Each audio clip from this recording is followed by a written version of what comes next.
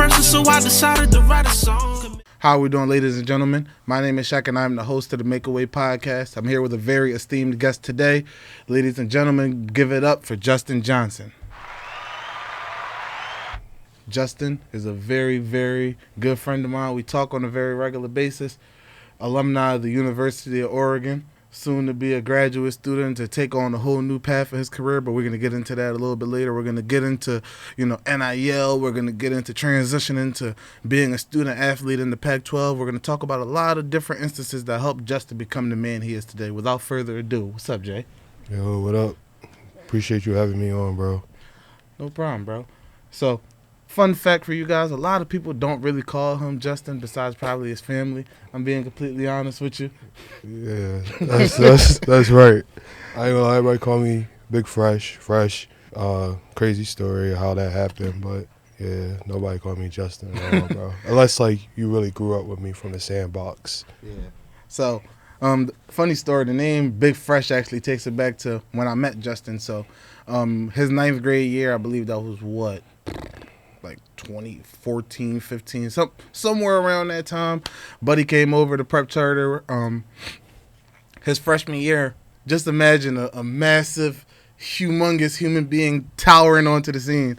We're thinking that, I don't know, Alabama's left tackle tripped and fell and ended up in our hallways, and lo and behold, this is like a 14-year-old kid, and our coach is like, yeah, this is the biggest freshman I ever seen.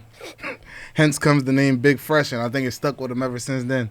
Yeah, everybody kept saying, is you going to change your name after you get in a higher grade? It got really paused afterwards if I was going to become a sophomore. So Big Fresh really stuck through, and everybody just rocked out with calling me that. Yeah. So very, very thankful again to have Big Fresh on here. Very, very good guy. Outside of the football field, he's a very, very intellectual young man. We're going to get into a lot of different topics. But, we got to start from the archives. Tell me where you're from, how you got here. South Philly, born and raised. I came from the trenches of South Philly, and just being able to overcome adversity and end up going from South Philadelphia to the West Coast to the University of Oregon, and then now going to the Midwest area, the University of Missouri. A lot of perseverance, a lot of tenacity, and just being able to overcome the obstacles that was put in my life. But we here just to, talk about how those obstacles was overcame and what it takes to do that, because it's not, all about sports. It's about how you apply yourself and be versatile in those different type of situations. And that's a very important thing to get into, because in sports, a lot of coaches give a lot of respect to players who take pride in their versatility. If you're a tackle that can also play guard, if you're a wide receiver that can play outside or inside, if you're a corner that can play corner and safety. But a lot of people don't talk about the versatility of being able to be a good student athlete as well as being a good student in the classroom as well. Being able to shift your focus on the drop of a dime when you got that assignment due at midnight, but you got a 5 a.m. workout, that quick twitch, that quick reaction time is really the difference between the guys that are successful short-term until they're 22 and the guys that are successful until they're 60. You know what I mean? So I very much applaud you on that, Justin. Yeah, I ain't gonna lie, I've always been a nerd. I ain't gonna fake it. And a lot of people understood that and respected that, because that's what got me in the doors to where I am in life, just embracing what I do, my passion, to learn and be able to use that to make it applicable in different situations. So, if you're a nerd, embrace that, because not a lot of people really respect, people that wear glasses or people that have the persona asking questions. But when you go out there and you put that expertise to work, people really start to see that, you more than what everyone paint that image for you to be. 100%, you know what I mean? And I think that just really goes back to the term authenticity, being your authentic self all the time.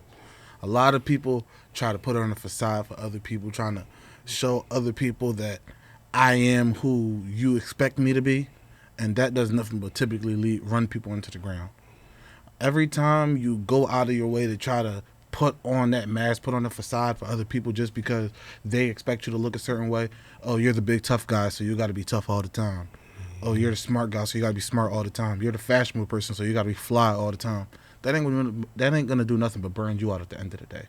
So I think a lot of people need to understand that at the end of the day, you have to remember who you are and who you want to be, but also remember that you're allowed to be, you're allowed to be scared, you're allowed to be broke, you're allowed to be tired, because if you don't, you're literally going to run yourself into a wall.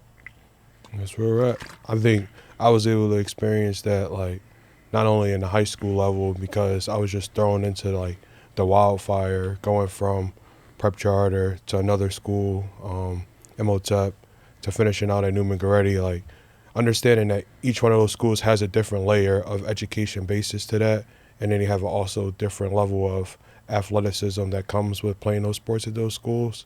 So being able to balance being a student but also an athlete, to overcome those obstacles that come being in those different schools, whether it's waking up at 6, 7 a.m. to go to morning workouts up in North Philly at MOTEP, or it's making sure that you got your grades on time or your papers due before time so that you can stay academically eligible at Neumann High, because, they got nuns checking on that type of stuff. It helped me understand that, like, education is the passport to your future, and you can leverage that in different situations to, like, not only show yourself as that athlete, but, like, that student athlete that a lot of people claim to be. You gotta, like, you can't fake it, bro. Like, you gotta embrace it and own it. And if that's what you want to do, schools is gonna love that and appreciate that for you. And I think that's what was, the biggest asset for me.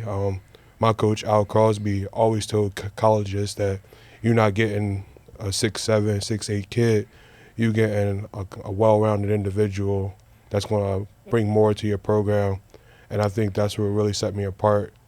I remember, like, my sophomore year getting my first scholarship. It was all based off the fact that, like, I was educated. It wasn't like, oh, he a freak of nature out here on the field. Like, he was like, yo, he got a 3.8 GPA. Like, he up here playing football, but he can do more with you if you, like, if you allow him to do so. Yeah, like, I was just a little sponge of willing to, like, soak up anything that was available. And I think football was another outlet for me to apply my education to that. But again, Coach Albie was pitching it at a way different spin. It wasn't like you getting this freak of nature, you getting this well-rounded individual, which I appreciate him for that, because a lot of schools, like, still hit me up to this day, checking on me, seeing how I'm doing in life, and just wanting to see if, like, I'm succeeding, and then presenting options that's available to me, just because, like, they understand my situation of how the game ended for me and, like, where that allowed me to transition and make different moves in my life. So, yeah, I appreciate them. Yeah, no, and see, one of them things that I always like to, give people their support at is, like, with Coach Albie, for example. He's one of those guys that he will go out there and put his neck on the line and tell you, this is everything you're going to get from this kid. He's very honest. He's going to tell college coaches exactly who you are, good or bad. But the thing is, as long as you put it out and let him know the type of person you are, I've never seen someone give me a bad review that Coach Albie isn't going to put his neck out there for you. He isn't going to tell a college coach, like, listen, this kid is going to give you everything he got if that's who you are. He's never going to tell a coach, this kid is going to be academically, shooting through the stars, and in reality he's skipping class every 8 a.m. He's going to tell the coach exactly what they want to hear, what they need to hear, so they can get the best athlete they get, because that's why he has so much credibility. Years later, after that state championship at Neumann High School, if you look through his recruiting classes through the years, his kids go to college and stay in college, because the kids that he gives to these coaches, he's very honest with them. He's letting them know, so then that way when they get those kids, they're exactly what the coach signed up for and they stay. Because a lot of times you see the guys who get to a school, they get the big Instagram post with 1,000 likes, all the retweets, they go all crazy viral, and they get to the school and they can't stay eligible, or they can't stay focused, or they can't, go to school and stay in school, because they don't really understand the importance of being academically focused outside of being football focused as well.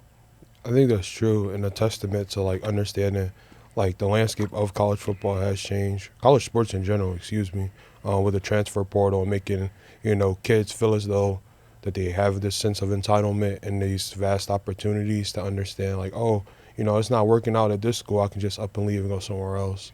Like, no, you have to remain academically eligible, and, keep yourself on a certain standard so you can go out to these other schools. But that's just one big piece of the puzzle, having a transfer portal out there in the mix and making people feel comfortable, being uncomfortable in different situations, and being able to hop ship and go where they want to be. Yeah, and as much as I'm a big proponent of the transfer portal, because I was actually, one of the people who used the transfer portal the first year it was a thing, I also feel like people need to understand that at the end of the day, the grass ain't always greener.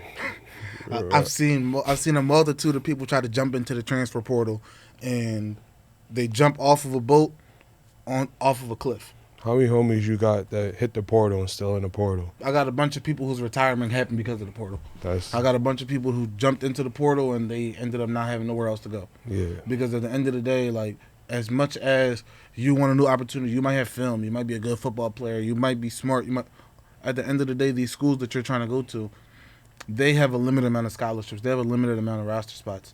If you're a backup at Ohio State, you can't assume that just because you're at Ohio State, you're going to end up in conference at Penn State so you can go show Ohio State why they should have played you. Because guess what? At the end of the day, Penn State's going to say, yo, he didn't play there. We're trying to get better, not worse. We're not trying to take the guy that doesn't play over there. So guess what? Now you're moving down the level. And you're moving down the level, and you're moving down. The next thing you know, you're at a small school. And that's nothing against the small schools, but that's everything against people's mentality. Now, all of a sudden, that guy that went from Ohio State to getting recruited by a small group of 5 or maybe an FCS school now is reevaluating, do I even love football? Because I thought football was only to go to the league, and I can't go to the league as easily from here as I thought I could have from Ohio State. Now you're working at Amazon. Now you're not really playing football no more because you didn't understand the value of what you had at Ohio State. These programs are made to develop you over the course of 4 to 5 years. Not everybody is going to come in and be an instant impact freshman. Not everybody's going to come in and be that All-American, jump off the gate, 3-and-out kid. Sometimes you need to work. Sometimes you got to get better. And the sooner people realize that is the sooner that I feel like, because eventually the transfer portal is going to mellow out. It's not going to be this after the season every year, 15 players per team going in the portal. Like eventually, like it's gonna simmer out that only the guys who either want to go up are leaving, or only the guys who want to, go down are leaving. Guys who are trying to transfer laterally, they're gonna realize that it's not really productive on their part. That's where we're at. And your credits don't transfer all the time, bro. You're gonna be in school longer. That's even real rap. I think a lot of people fail to realize that there's a lot of different opportunities out there for you. You gotta take the best one that's available for you, and I think that's what I did. Throughout my whole time, from being at prep charter and being like a class clown in the beginning of my uproots, and seeing that I had to reposition myself and go to MOTEP and almost be like an academic weapon over there, compete with Andre Mintz, like, oh, what first prestigious school that's academic based gonna offer me first? That was just our way to say, like, we are excelling at the school that we're at. Let's like try to make that translate to us in the college realm, and then basically transferring over to Neumann and seeing like, oh, like all that practice and education came to fruition, because everyone think, Catholic school a cakewalk, but it has this, conundrums and whatnot, and being able to make myself applicable over there to be able to like make my pick of a litter of, different various schools, to be able to say, oh, I'm comfortable going to the University of Oregon, 3,000 some miles away from home, and just doing my thing at 18 years old. I think that helped me understand that, those little lessons in life help you become primed for success and be able to be comfortable, being uncomfortable in different situations. So tell me about your recruiting process. Tell me about the path to get into Oregon. So you fast forward, did you commit, your junior year, your senior year? Junior year, I took a visit with Coach Al Crosby. Again, shout out to him. I don't know any other coach that would like pay for you to get your plane ticket to go on an unofficial visit to a school that's all the way across the country. So he looked out for me. He did that for me. We went out there for a Saturday Night Live camp. It was me and another kid, Christian Barmore.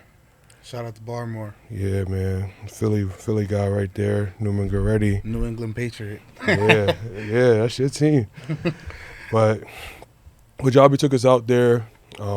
Christian Barmore camped. I camped. I already had an Oregon offer, but University of Oregon was one of the schools that I was really interested in. So we camped. Oregon offered my man Christian Barmore after his camping experience, and they was really interested in trying to make us a duo package deal. I committed that same day when I went out there to the University of Oregon. I didn't tell my parents. I didn't even tell Coach Albee. I told Coach Cristobal, who was the offensive line coach at the time. Willie Taggart was the head coach. it was so much love there. It was crazy. You know, they rolled out the red carpet, and this was just unofficial. So I committed, and I really didn't want to get recruited my senior year. I was already like comfortable. I had a long list of offers, and I wanted to go into my senior year just head down in the books, you know, trying to help my team win another state championship for whatever team that I was going to be playing for, which ended up being Neumann already. So, you know, being committed your junior year really helps you, you know, beat the noise of what the recruitment process is, because you start talking to coaches the beginning September 1st of your junior year, and going through that all year long was annoying. Like, it was almost to the point I was about to get 2 phones. So I really wanted the process to end, and I was comfortable letting it end like that. I was recruited still late after being committed to Oregon, getting low-key offers that I never posted, like University of Florida, University of Alabama, like those not on my 24/7, but to have those conversations with those coaches, you know, it showed that like the recruitment process will never end, even if you commit to somewhere. So, yeah, man, I got out to Oregon for an official visit my senior year. My parents had never seen Oregon. I came home telling them that I was committed to Oregon, and they got to take the official visit with me in January of my senior year. How was that? It was beautiful. Again, another red carpet process was rolled out, but this one was more catered to my parents, letting them, you know, feel comfortable knowing that, you know, your kid's going all the way across the world, but he'll be taken care of, you know, state-of-the-art facilities, world-class doctors and physicians, and, you know, the University of Oregon is affiliated with Nike, so a lot of career development aspects that I was thinking about, of like, if this game doesn't work out, I can hit up Uncle Phil and be at Nike the next day.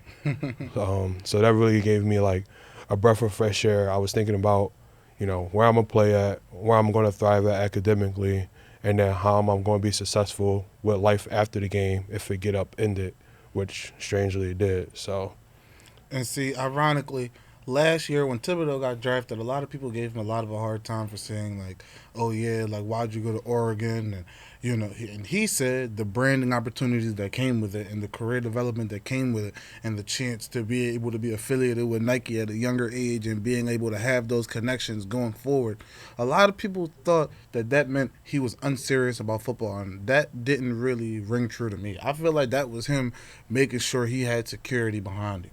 no, I think a lot of us look at that when we consider Oregon. Like, most kids was looking at the University of Oregon, got a Bama offer, probably got a Texas offer, and most likely a Georgia offer. And they all trying to consider what's going to separate me. Well, you go to Alabama, you look like everybody else that's at Bama. You go to Georgia, you look like everybody else that's at Georgia. But when you go to University of Oregon, it's a strange mix-up of, you know, blue-collar type football players that's, you know, in my position, about 6'5", barely hitting 300 pounds. My class going there, the class of 2018 Oregon offensive line class, was all 6'5", 300 pounds, like all across the board, which was the first time ever, like for Oregon to ever have that big of an offensive line. Yeah, because especially out there, and like at that point anyway, that was directly after the Chip Kelly era, and a lot of people at Oregon historically always have been smaller, faster, more agile teams. So, you know, I think bringing a player like you in, they were trying to move on to a different type of player as well, because Oregon was also always known as no huddle, move the ball fast all the time. So they couldn't really bring in that 6'8", 330, 353, whatever guy, because they were always scared that, like, our ball isn't going to move enough. Yeah, and I think at that point in time, when all of us was locked in and committed to go to Oregon, Coach Cristobal then became the head coach. So having an offensive line coach become the head coach is a surreal experience as an offensive lineman, and we embraced that experience because we knew we would be his favorites. We knew we would get special privileges or special treatment, which we actually didn't. And we knew, like, you know, it was a different type of care or character about the way about how the team was going to look. The offense was put first, which commonly isn't done in different types of schools if it's a defensive coach as the head coach. But I think being able to use that opportunity to understand that, again, I was there to look at the whole ecosystem from my career development aspects. I looked at, you know, having Nike ties and being able to network with various alumni from my university. I work at Nike. I took a different route because that was going to be a sports business route. I did my minor in sports business, but we also have amazing founders in the communications world. Wieden and Kennedy, which is the advertising agency that works with Nike. Huge company. Yeah, man. Huge company. If you don't know about them, get to know about them. Yeah, Mr. Dan Widening and Mr. Kennedy, really good guys. And being able to establish that type of advertising institution is the bread and butter of the program that I was a part of, the School of Journalism and Communications. And that's really what helped me lock into like the career development aspect of, at the University of Oregon, you're going to be able to like touch on the different alumni that have various opportunities available for you. And that's why I took the advertising route and seeing myself, if I wasn't going to be at Nike, I was going to be working with the people that make the ads for Nike or something like that. And I feel like a lot of people don't understand, like, you know, especially like coming from a community where a lot of people don't typically go to college before you do. People automatically assume that when you got a college degree, especially like, you know, people in the generation before us, our parents or aunts, uncles, whatever, they don't really understand that a piece of paper, which is a degree, of $100,000, $80,000, whatever, $200,000 piece of paper, it's just a piece of paper, bro. I promise you, like, there's no job that you could just walk into and say, here, hire me, I got my degree, and they're going to be like, all right, bet. You know what it is, though, It's about the network and the communication that you make, the relationships that you build. The piece of paper alone never gets it done, but the relationships that you build while getting that piece of paper is everything. For example, going to a school like that where you already know there's a strong alumni base, where you know that alumni base is intertwined in certain companies and certain businesses. Somebody can go to Oregon, be a regular student, not utilize that alumni base, and be in the crib mad, punching the air because they can't get a job. But somebody like you who understands the value of that alumni base is going to take advantage of it and be able to use that to propel themselves forward. 100%. I look at it as like your network is your net worth. A lot of people look at money, dollar signs. Who you establish yourself with and who you surround yourself with will help project you to get further places in life. It's like when they ask that silly question, would you have a dinner with Jay-Z or would you take $1 million? Like, which one you taking? I'm going to keep it a bean. I'm sitting down with Jay-Z. Damn, Because Jay-Z say he not sitting down with Jay-Z, bro. bro, I'm sitting down with Jay-Z, bro. Money come and go. That ain't going to like make or break me, but having that institutional knowledge from somebody of that caliber and being able to, I'm coming in with a list of questions, so I'm going to make sure I get mine's what's worth. And that's the difference. Yeah. And that's the difference. You know what I mean? Some people going to go for dinner with Jay-Z and just ask him to order 20 bottles of Ace of Spade. Other people going to go for dinner with Jay-Z and try to figure out what they can get from that conversation. Come in with a plan and say, yo, Jay-Z, this is how I can make you more money and make me more money in the process. Yeah, I'm going to have a pitch deck for sure. You know what I mean? Yeah. We gonna talk like we talking to Mark Cuban. For real. You mean Shark Tank pitch. So listen, Jay-Z, if you're watching this, Justin Johnson got a little pitch for you, good brother. Even though one day we're going to get this video to you. But listen, guys, we're going to take a brief intermission. We're going to be right back. Very thankful for you guys for tuning in. Make sure you're liking, commenting, subscribing. Make sure you're hitting that bell to turn on that notification. And we'll be right back after this break. Thank you for tuning back into the Makeaway Podcast. We're here with Justin Johnson, alumni of the University of Oregon, current as of Monday, graduate assistant at the University of Missouri. A lot more to talk about here. We're actually going to get right back into it. So, Justin, tell me about your football experience at Oregon. Obviously, you know, we talked a lot about life around Oregon, the experience at Oregon, but tell me about the actual football part. Tell me about your football experience. Tell me about what you did, what you learned, and you know, how your football career ended for you. I departed Philadelphia June 18th, 2018. Got to the University of Oregon, where I enrolled as a summer and freshman. They don't take school in the summer. University of Oregon is a term school, so we start school in the 4th week of September. So I went through summer program, did some summer school and some summer workouts.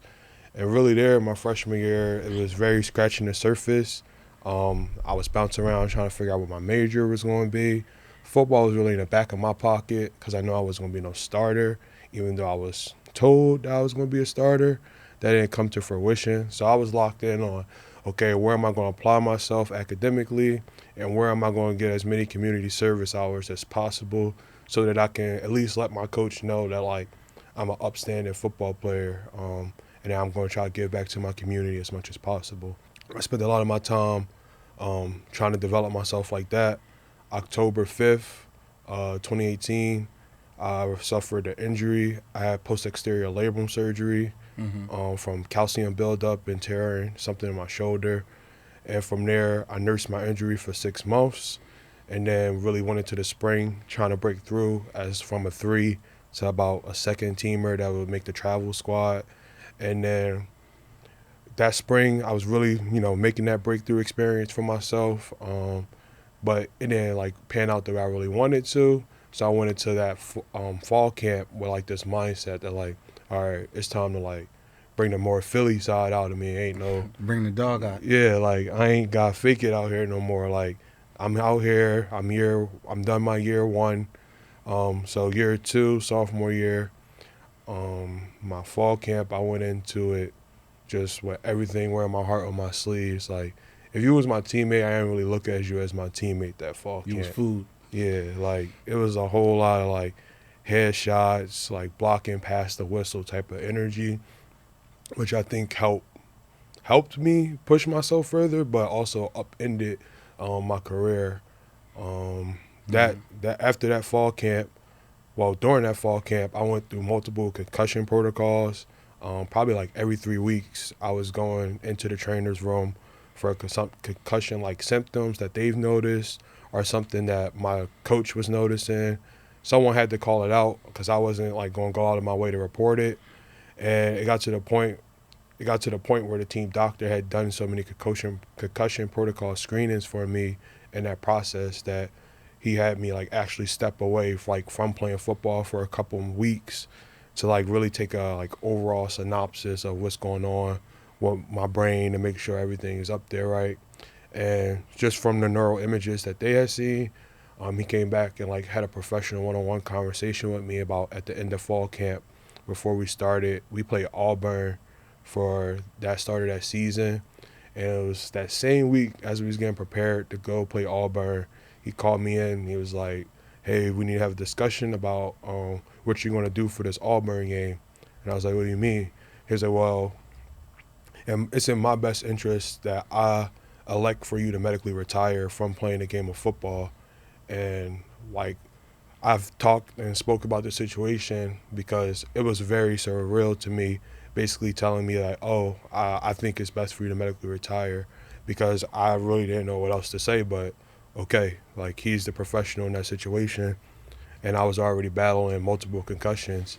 It looked to me as if like if he was to send me out there again, it was like the point or the risk that like I would get another hit and not wake up, or get hit so bad that I would be hospitalized or paralyzed or something like that. So, football wasn't my end-all, be-all.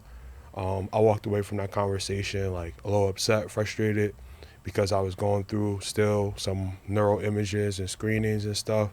And then basically like having to end my football career that same week and sign some paperwork saying I was medically retired to become this like non-student athlete and like adapt being a regular person.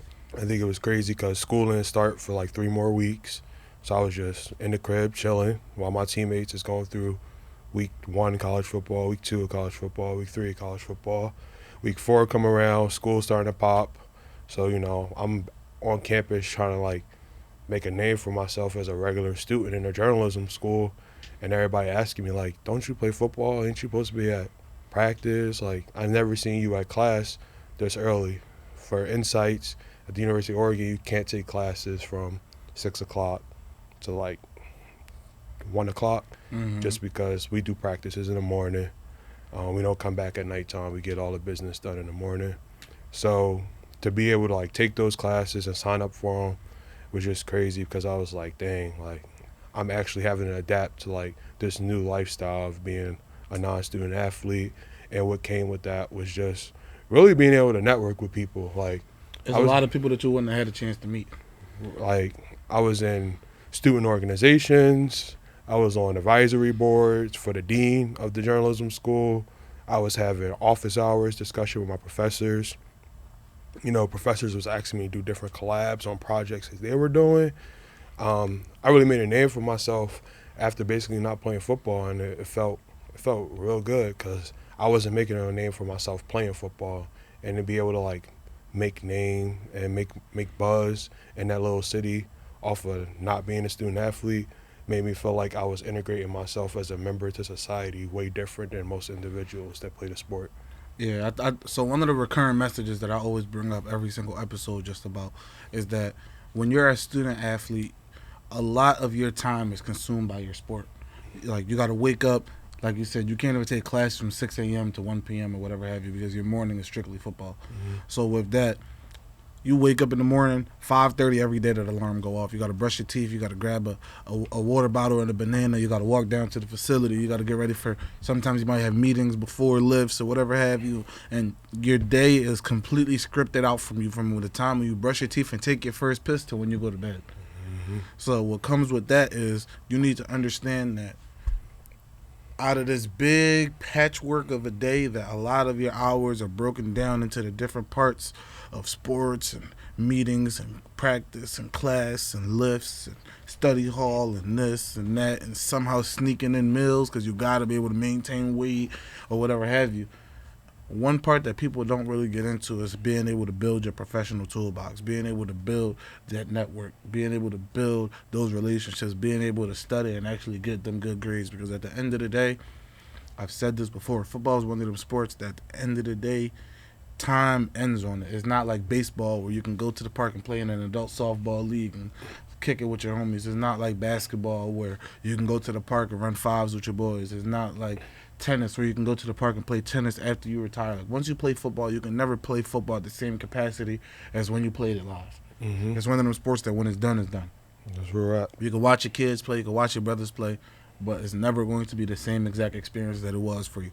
So at the end of the day, while you're playing, it's one of the most important sports that when you're playing, you have to be able to develop yourself, because if not, I've seen a lot of people have an identity crisis. They get lost. Identity crisis isn't even a word. I think a lot of people aren't familiar with themselves. They have athlete identity. They don't have no other identity to themselves except the fact that I'm an athlete. Where I shout out to LeBron, I think being more than an athlete is an amazing tagline that a lot of athletes need to start embracing, to be entrepreneurs, to be physicians, or whatever they're going to school for, to start embracing that narrative for themselves, because a lot of athletes fail to realize that you have to make those opportunities for yourself some way, somehow, because that game will end for you. And it's only a 1% chance. Eventually, yeah, it will end for you. And if you don't make it to the next level, what do you have going for you after the game ends for you? Telling everybody you was an athlete, living up to on college memories? No, bro, you got to jump off the porch and get to working. Yeah, because eventually, like, you're going to have a family to feed. You're going to have bills to pay. And those stats that you had in college is not going to pay them bills. And I've seen it happen way too many times where people just get lost in an endless cycle of, I used to be him, instead of, this is how I'm becoming a better version of myself. Because you're in college and you're training to develop yourself and become a better version of yourself every day, and get stronger and get faster, get more explosive. And over the course of that 3 to 5 years of college football, if you don't become a better football player, you failed yourself, right? But I think not even a better football player, a better individual. Exactly. Just a better human. Exactly. I was kind of paralleling. My fault. No, you're good, bro. But like, if you are becoming a better football player in that 5 years, you're robbing yourself if you're not also taking advantage of becoming a better version of yourself. Yeah, because I feel like when I was in football, I didn't take advantage of, they have this thing called SAC, the Student Athlete Advisory Committee. Like, I wasn't going to no SAC meetings, where that was literally the opportunity to talk to various people that the athletic department curated for us to speak to engage with, to help build our network. I didn't start doing that type of stuff until I stopped playing football and like going to different types of student organizations meetings, because I was trying to talk to the vice president of Google, who worked in communications, or I'm trying to talk to the recruiter from Whiting and Kennedy that's coming down to talk to the journalism school. Like, I had to go above and beyond and feel obligated to do that, because that was my only way to break through those different avenues, versus, oh, I felt like I arrived or I was somebody because I was playing football at the University of Oregon and not taking advantage of going into student advisory athletic committees. And yeah, I think that's the part that we forget, that you have opportunities aligned for you, but outside of the game, you got to have other stuff going for you if you want to thrive as an individual in this world. Yeah, and I think SAC is a very, very good example of a way to develop yourself outside of the classroom. When I was in grad school, especially, I was trying to make sure I wasn't just owning the experience for myself, but trying to pave the way for the young guys behind me. When I was at Lock Haven, I was like, people always make the bid, oh yeah, Mr. Lock Haven. I was in every club. I found a way to do everything. I was the vice president of the Black Student Union. I did all of that. You feel me? But I was doing that because, it started from when I had my Coach Moore. He came up to me after practice like, yo, bro, listen, I need a favor, boss. I'm the advisor for the Black Student Union, man, but we need some testosterone in the room, man. I'm in the room with 37 women, man. Like, it gets hard for me to be in there. Like, you feel me? We need some guys in the room. I feel like you one of those guys that, like, I don't know why, because you're a loser, but a lot of the football players like to hang out with you. Like, if you slide, a lot of them are going to go too, you feel me? So guess what? I go to the Black Student Union meeting one time, and they're like, yeah, like, we're having a pizza party on Friday if you guys want to come. I go back to practice. I'm like, hey, guys, free pizza in the Parsons Union building at 8 p.m. All y'all just come behind me, whatever have you. That was the biggest meeting that they had in 2 years. They ran out of pizza, bro. But what that did was show them that if the right person is advertising what they had going on, butts getting chairs. That's where we're at. So I took that upon myself. I started to have fun with it, bro. We was having talent shows. We was having spoken word events, and we took a trip to Pittsburgh for the Steel City Step Show. We did a lot of different cool things that I wouldn't have never really did. I would have just went to practice, came back to the cafeteria, took a shower, and went to sleep, played the game, whatever. But allowing myself to find the different things that was going on at school made my experience better. And a lot of people really just look at it, oh, woe is me, my schedule is so packed, I have so much going on from sports that I don't have the time to develop myself in other areas. Being on the board in the Black Student Union, learning how to run a meeting properly, learning how to initiate conversations with people that you're uncomfortable with, learning how to develop programming, whatever have you, all of that helped me develop into the man that I am. And I'm using a lot of that stuff still today. That's real. I think, again, my experience at Oregon, being a student athlete, having, sports being basically taken away, and then having to integrate myself into the student athlete, the student body, was beneficial for me, because not only that I was invited to do different things, but I started launching different, student organizations, working with my professors. We seen an area of opportunity to really help student athletes catapult not only their professional careers, but, their marketing careers. By my time, after being medically retired for 1 year, 2 years, NIL became a thing on my third year. NIL, I remember my first year of grad school in a SAC meeting, actually. We had to sit down as a group, and we had to vote as to whether or not we felt like NIL was the right thing to do for college athletes.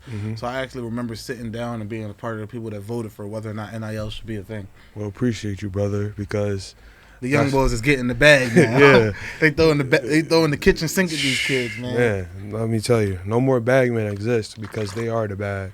And name, image, and likeliness is the thing that's helping these student athletes project themselves. So, yeah, at the University of Oregon, we started something in 2021, which was a student organization called the Oregon Accelerator, to help catapult student athletes opportunities, and really being able to help them, again, develop themselves outside of the game, help them market themselves, and understand that these little stepping stones that we giving you is things you need to take away and use in your life to help build what we said, your network, and make that your new net worth.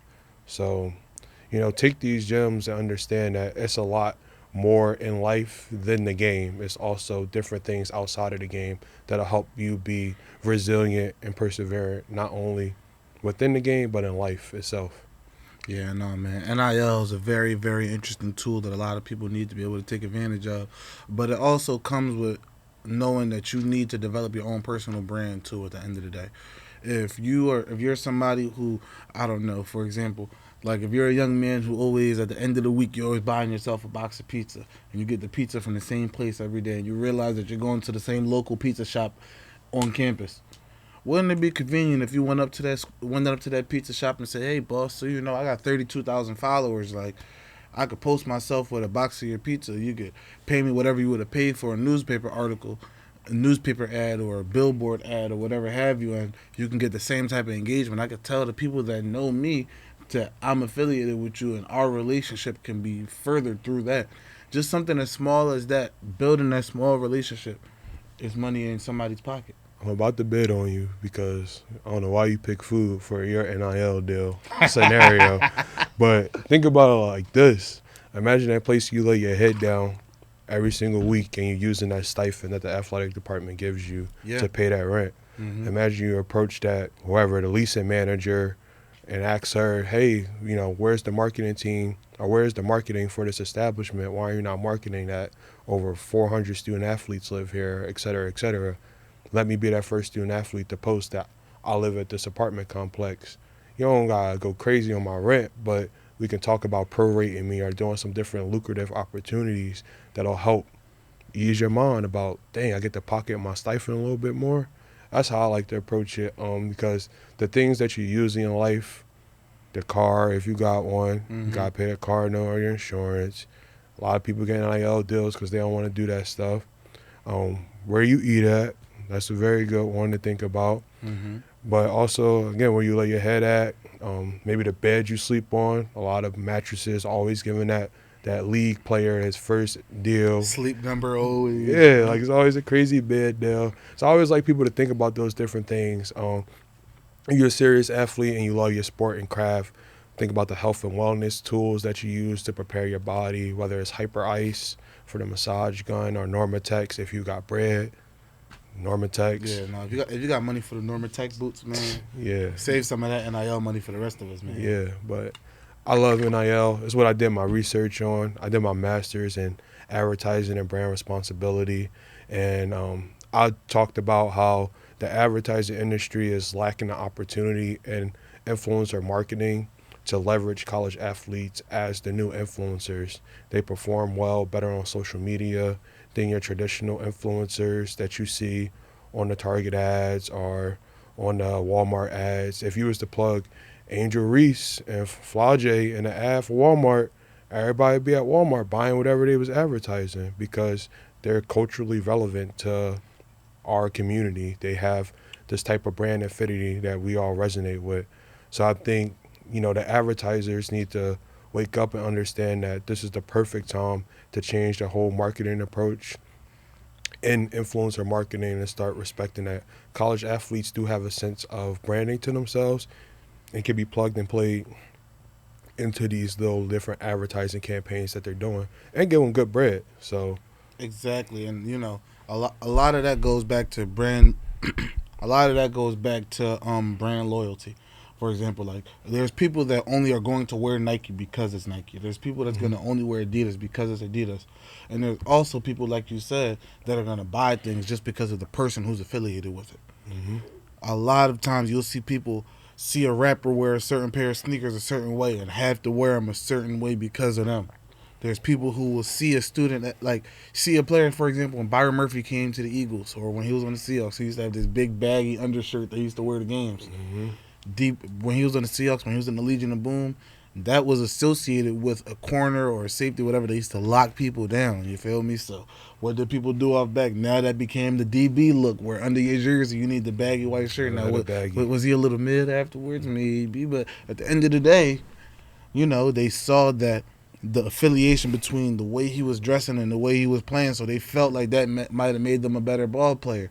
The wrinkled up socks, the one tight on one side, the bands, whatever have you. As time goes on, people want to be affiliated with successful people. When AI started wearing that headband, players made it normal to start wearing headbands when playing basketball because that became the look. So I feel like, people need to understand the relationships that fans, because young athletes growing up are fans at the end of the day, that fans have to these athletes, because these people are role models to people at the end of the day. They have to understand that people are watching these people's every move. Like I'm a big Patriots fan. I follow like 3-4 different pages. I know everything that happened with the team at all times. Mm-hmm. You know what I mean? Like, it was Kendrick Bourne's birthday today. I saw that on my way in there because a page posted that. You feel me?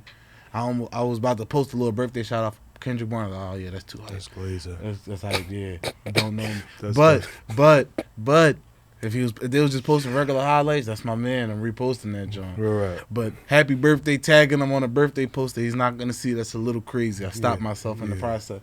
But I respect you for that. But that goes into the fact that, you know what I mean, when you're a fan, those are the people that you look towards every day. Like, at the end of the day, like, you're an Eagles fan. Like, you see AJ Brown post on Instagram, you're gonna repost it. You feel what I'm saying? You know who do that?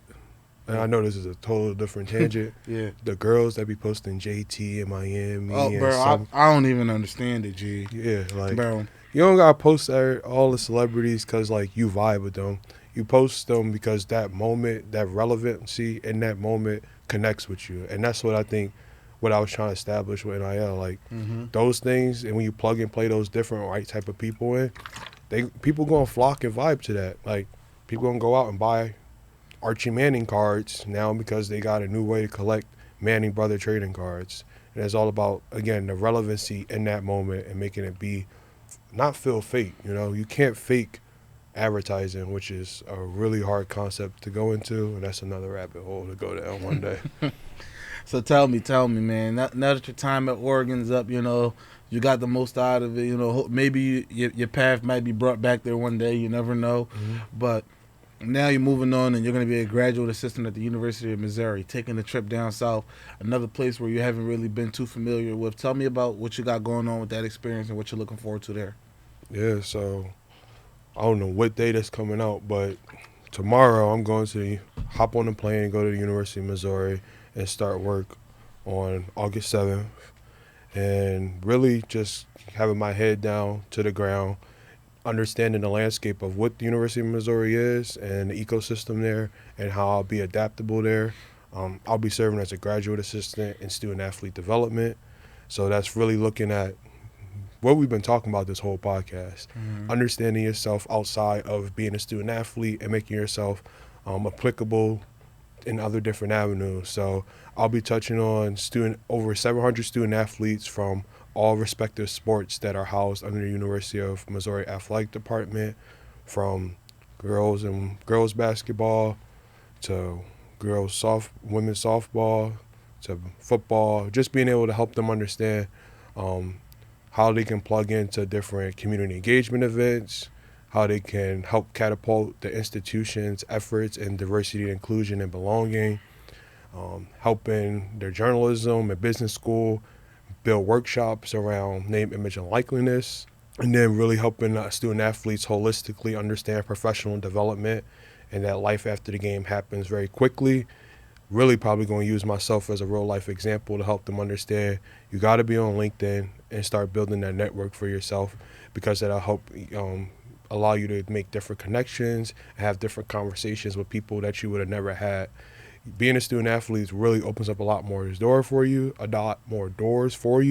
and you got to take advantage of that, because some people just want to talk to you because you're a student athlete at that university. You know what I mean? Especially at these big time schools, like I said about like people being fans. There are people that grow up in that community, in that little neighborhood, and they are real life fans of the people that go to that school. Mm-hmm. As crazy as it might sound, like between 18 and 22, 23 years old, like there are people that are going to look at you as their role model. There's going to be a little 5-year-old kid that grows up somewhere in Missouri, and if you're a football player at Missouri, that little kid is going to look to you as his motivation to get up and go to the park and grind and go to the field and say, if your name is John Smith, John Doe, I need to be able to grind so I could be like John Doe one day. John Doe's my favorite football player. Mm-hmm. And you don't really understand the impact you have on those communities. So why not get paid as well? You know what I mean? So make sure you're building up that brand, building up your relationships in that community, building up the person that you want to be, so that not only is John Doe, the football player, going to be a role model to this little kid, but when he comes to the game to sign the autograph, his mom and dad also know the type of person you are, mm-hmm. that they're going to respect and appreciate you as well, and they're going to guide their child to want to be like you as well. 100%. I think about, being able to help student athletes develop life skills.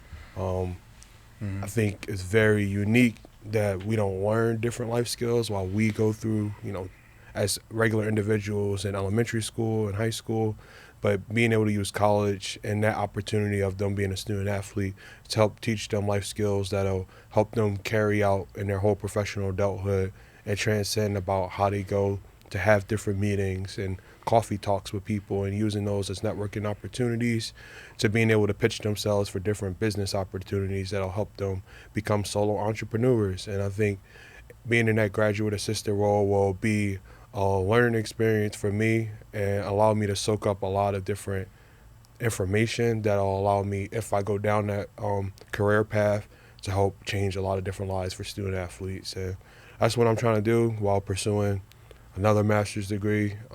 That master's is going to be positive coaching and athletic leadership, which will really help, show mastery of that whole category and that topic.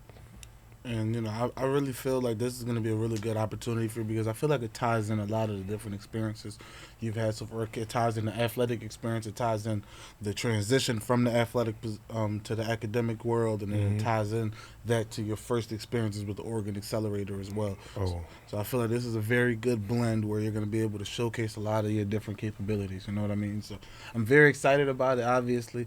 You already know we both LinkedIn junkies. I'm going to be seeing all of the different posts that you make throughout the months and the years to see, where this takes you. And I'm very excited to see what it'll do for you as well. I appreciate it, bro. I really try to go hard this year and, flex myself on LinkedIn. Connect with me if you're not, Justin Johnson, because I think the experience of showing people or flaunting your little successes in a professional way lets people know, like, dang, you really out there trying to make yourself seen but not heard, or heard but not seen, however that goes for you.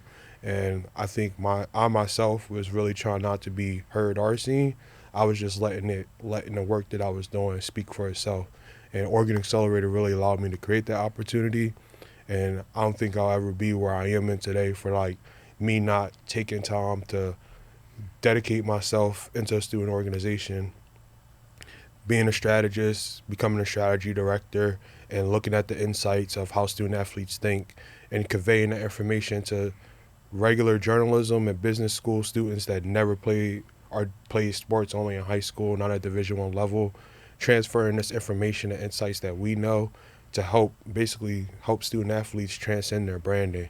And I think that's a experience or a cookie cutter program that I need to take with myself and like help other programs see like this is a educational and experiential learning moment that no other institution in the world has what we have at the Oregon Accelerator. We're the first of its kind. So to be able to basically say that I have this first of this kind program and give that insight to another institution like the University of Missouri, it's huge. It's 100% huge, bro. It's huge. That's what I'm going to do. Hey, man, I'm very excited about it, man. Like, before we get off, man, I also want to take one quick anecdote to you real quick. Quick question for you. Okay. Mr. Justin, tell me, like, from being at Oregon, hindsight 2020, obviously you got a chance to be around a lot of good ball players at the end of the day. Mm-hmm. Is there any that, like, Panay, is there any specific player that you feel like you built a really big relationship with that, like, you're very happy that you got a chance to go to Oregon and become their friend on or off the field? Yeah, man. My first ever roommate group, we was privileged. We didn't have to live in dorms at the University of Oregon. So if you want to go to the University of Oregon, no, when you get there as a freshman, you don't have to live in dorms. We got to live off campus. And my roommates was Dawson Jamarillo and Stephen Jones and another guy. Me and Dawson Jamarillo and Stephen Jones locked in. We still locked in to this day. Dawson about to get married, waiting for our wedding invitation invites. Steve about to go to the draft this year after he completes his season. And I think having a relationship with those guys helps you understand that college is like that stepping stone in life that you make connections with people, you make friendships with people that's going to last for a lifetime. And me and Steve and Dawson just always vibed because, like, we three different people from three different parts of the world. Dawson's from Oregon, Steve's from California, I'm from Oregon. So, like, I'm from Philly. Hey, man, I'm gonna be honest with you, bro. You've been living in Oregon so long, you damn near from Oregon, G. Yo, I ain't gonna lie. Nah, but it's been a good 5 years been out there. It's been a good 5-year bid out there. Everybody asks where you at in this world, and I say, "Oh, I'm in Oregon." So it's like second nature at this point. I mean, at this point, like you kind of used to that 3-hour time difference, huh? Yeah. But now, when your mama call you, you don't got that excuse to say, "Yeah, mom," like it's whatever time here. Like you got to be able to answer the phone. Right. Like I got to answer because I'm back on this side of the world. But outside of my roommates, I think like an old head that I connected with well was Jordan Scott, Nick Pickett, Troy Dye. Those all defensive guys. And on the offensive side, it would be George Moore. And someone that's in our same age bracket would probably be Cam McCormick, even though, like, if you Google him right now, he's considered the oldest player in college sports. But those was my guys because they really helped me understand that, yeah, it's football, but it's also a lot more here that's going on at the University of Oregon that you got to, like, understand and see. And they really helped me understand that, smell the roses, and enjoy life out there. So shout out to those people because they are my guys, man. We stay always bidding and staying connected because they all got different stuff going on in their lives. And we all just want to give our flowers to each other and what we're doing in our lives. So, yeah, man. Good business, man. Well, listen, Justin, I'm very, very thankful for you coming down today, telling your story, telling this community about the different things that you've done and, the different things that you're going to do because obviously your story's not finished. Maybe one day you'll be back here to give people a continuation of what's been going on, but very, very thankful again for you being able to come down here today. Always remember that. Without further ado, make sure you guys are liking, commenting, and subscribing. Make sure you're hitting that bell notification. Make sure, you're tapping into the other previous episodes and make sure you're staying tuned in for new episodes that are on the horizon. Thank you guys and have a great one.